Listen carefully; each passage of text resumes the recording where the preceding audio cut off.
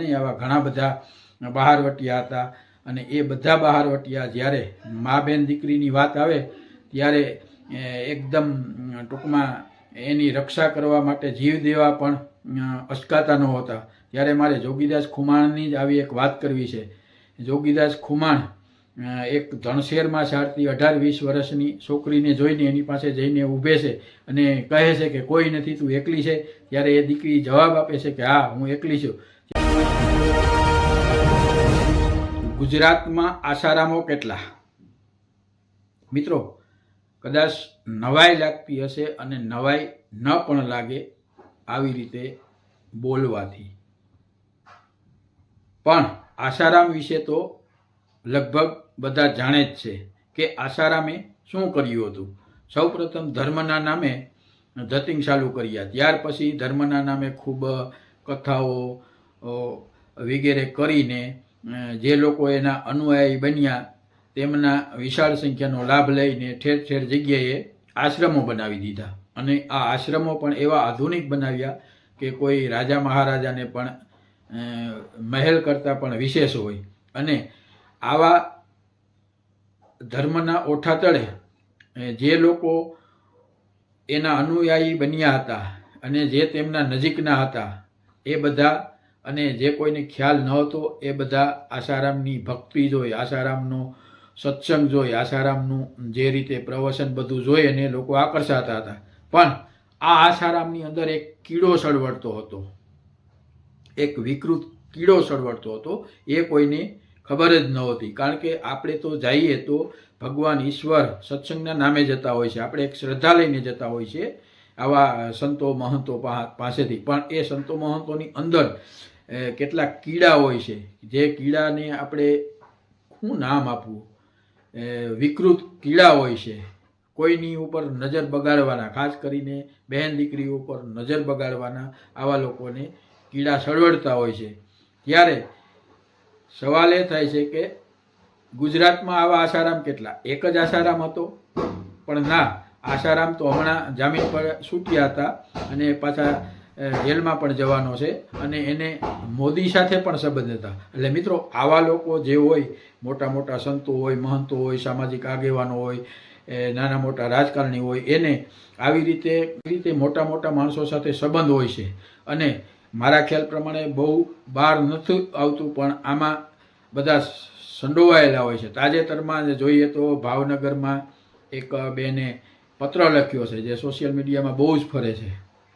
એના ઉપર પણ એક જાણીતી સંસ્થાના જે કાંઈ સાધુ હોય, સંત હોય કે પછી કોઈ આગેવાન હોય, એ લોકો એ બેને એના ઉપર બળાત્કારનો કે એની ઈચ્છા વિરુદ્ધ આવું કૃત્ય કરવાનો ગુનો દાખલ કર્યો છે, પત્ર લેટર કર્યો, વાયરલ કર્યો છે. અને એ જાણીતી વ્યક્તિ ભાવનગર છોડીને વિદેશ ચાલી ગઈ છે, એવા સમાચાર છે. સોશિયલ મીડિયામાં આ બધું ફરતું હોય છે. હકીકત શું છે એ તો આપણે જાણતા નથી, પણ કાંઈક તો એમાં રહસ્ય હશે, કાંઈક તો સત્ય હશે, તો જ આવી વાત ફરતી હોય છે. એવી રીતે તાજેતરમાં ઉપલેટાના ભાયાવદર ખાતે એક સ્વામીના સાધુએ એક બાળકીની જિંદગી બગાડી. એવી રીતે એક સ્કૂલના સંચાલક, જસદણમાં, જેતપુરમાં, ધ્રોલમાં, આવા તો અનેક જગ્યાએ એવા કિસ્સા બનતા હોય છે કે જે આવી સામાજિક સંસ્થાઓ, ધાર્મિક સંસ્થાઓના વડા કે જે કાંઈ મેન હડતા કરતા હોય એ જ આવી રીતે જે બહેન દીકરી હોય એની આબરૂ લૂંટતા હોય છે, એની ઇજ્જત લૂંટતા હોય છે, એનો લાભ લઈ લેતા હોય છે, એની મજબૂરીનો લાભ ઉઠાવતા હોય છે. ત્યારે મિત્રો, મારે એટલે જ કહેવું પડે છે કે ગુજરાતમાં આસારામ કેટલા? આસારામ એક તો એનું જે કાંઈ પાપ હતું એ સાપરે સડીને પોકાર્યું અને એ જેલમાં ગયો. આવી રીતે ગુજરાત સહિત આખા ભારતમાં કેટલા છે? અને આપણે પણ ધર્મના નામે કાંઈ પણ વગર વિચારીએ ક્યાંય આવું હોય ત્યાં ઘેટાની જેમ તૂટી પડીએ છીએ. પછી શું પરિણામ આવે છે એ આપણે જોતું નથી. જોકે આવું બધા ભોગ નથી બનતા, પણ જે ભોગ બને છે એની જિંદગી, એનું જીવન તો બરબાદ થઈ જ જાય છે.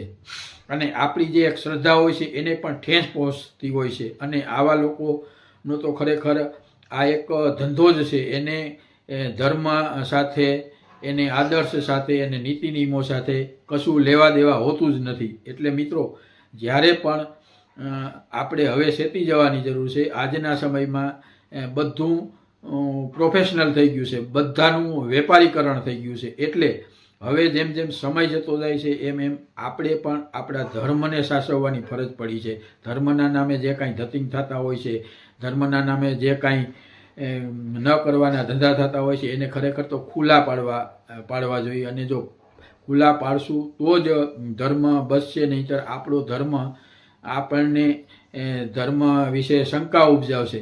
મિત્રો, મોટી મોટી સંસ્થાઓ જે ધર્મના નામે સંસ્થાઓ બની છે એમાં મોટે ભાગે ઘણા બધા આવા કૃત્યો, આવા કિસ્સાઓ થતા હોય છે, પણ બહાર નથી આવતા. કારણ કે આમાં મોટે ભાગે ભોગ બનનાર વ્યક્તિ સામાન્ય ઘરના હોય છે, સામાન્ય પરિવારના હોય છે. એટલે વધુ પડતું આમાં કાંઈ બહાર આવતું નથી, અથવા તો આવે તો એને એન કેન પ્રકારે દબાવી દેવામાં આવે છે. એટલે મિત્રો, ખરેખર તો આમાં આપણે જ વિચારીને આગળ વધવું જોઈએ, ખોટી લોભ લાલચમાં પણ ન પડવું જોઈએ, અને આપણો ધર્મ છે એમાં આપણે માનવું જોઈએ. બાકી આવા લુખા લફંગા સાધુ સંતો સંચાલકો જે કોઈ હોય એની માયાજાળમાં કે એની મોહજાળમાં ફસાવવું જ ન જોઈએ, એવું હું માનું છું. જો આપણે જ આપણો સ્વાર્થ સાધીશું, અથવા તો આપણે લાલચુ બનીશું અને આપણે વગર વિચારે કંઈ કામ કરીશું, તો આવા કિસ્સા બનતા જ રહે છે. સમાજમાં આવા ભોગ બનનારા ઘણા બધા પરિવારો હશે. એટલે ખરેખર આપણે જાગૃત થઈને આ બાબતે વિચારવું જોઈએ. મિત્રો, આપને મારી નમ્ર વિનંતી છે, આપણી આ ચેનલને તમે સબસ્ક્રાઈબ કરજો, વિડીયોને લાઈક કરજો, શેર કરજો અને કોમેન્ટ કરજો. મિત્રો, આવા સાધુ સંતો, મહાત્મા, સામાજિક આગેવાનો, સામાજિક કે અન્ય કોઈ સંસ્થાના વડાઓએ ખરેખર તો ધર્મ સાચવવાની જરૂર છે. ધર્મ સાચવવાની જરૂર છે. આવા લોકોએ ખરેખર તો ધર્મની રક્ષા કરવી જોઈએ.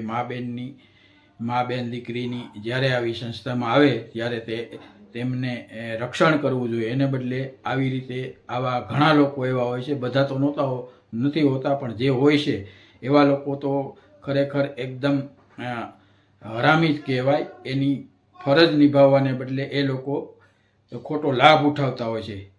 ત્યારે મિત્રો, મારે વાત અહીં કરવી છે જોગીદાસ ખુમાણની, બહારવટિયાની. પહેલાંના જમાનામાં બહારવટિયા ઘણા બધા હતા, અને બહારવટિયાની સાપ આમ જોઈએ તો બધા એનાથી ડરતા હોય છે, બધાને બીક લાગતી હોય છે. પણ જોગીદાસ ખુમાણ નહીં, આવા ઘણા બધા બહારવટિયા હતા. અને એ બધા બહારવટિયા જ્યારે મા બેન દીકરીની વાત આવે ત્યારે એકદમ ટૂંકમાં એની રક્ષા કરવા માટે જીવ દેવા પણ અચકાતા નહોતા. ત્યારે મારે જોગીદાસ ખુમાણની જ આવી એક વાત કરવી છે. જોગીદાસ ખુમાણ એક ધણશેરમાં ચાલતી 18-20 વર્ષની છોકરીને જોઈને એની પાસે જઈને ઊભે છે અને કહે છે કે કોઈ નથી, તું એકલી છે. ત્યારે એ દીકરી જવાબ આપે છે કે હા, હું એકલી છું. ત્યારે જોગીદાસ ખુમાણે કહ્યું કે તને આવી રીતે એકલું ધણશેરમાં ઢોર ચરાવતા ડર નથી લાગતો? ત્યારે એ દીકરીએ એ જવાબ આપ્યો કે અમારા વિસ્તારમાં જોગીદાસ ખુમાણ જેવા બહારવટિયા હોય તો અમને બીક શેની?